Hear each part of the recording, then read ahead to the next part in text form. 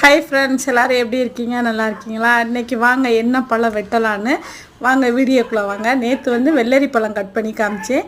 இன்றைக்கி வந்து பப்பாளி பழம் பாருங்கள் கட் பண்ணி காமிக்கிறேன். இது காயும் இல்லை பழமும் இல்லை, முக்கா பழம்னு சொல்லுவாங்கள்ல அந்த விதமாக இருக்குது பாருங்கள். இது சூப்பராக இருக்குது. இந்த பழத்தோட ரேட்டு வந்து 30 ரூபா தான்.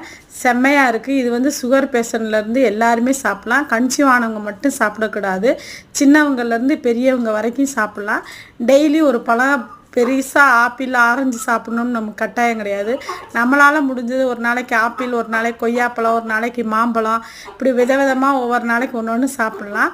டெய்லி ஒரு பழம் உடம்புல சேர்த்துக்கிட்டோன்னா நோய் எதிர்ப்பு சக்தி அதிகமாக இருக்கும். பழம் சாப்பிட்றதுனால நமக்கு நோய்கள் அதிகமாக தாக்காது நம்மளை. ஓகே ஃப்ரெண்ட்ஸ், எங்கள் சேனல் பிடிச்சிருந்தா சப்ஸ்கிரைப் பண்ணுங்கள், லைக் பண்ணுங்கள், பெல் ஐக்கானை கிளிக் பண்ணுங்கள், கமெண்ட் பாக்ஸில் கமெண்ட் பண்ணுங்கள். இப்போ என் மகன் வந்து தயிர் வடை வாங்கிட்டு வந்துச்சு. அதே பாருங்க சூப்பராக இருக்குது. Okay bye.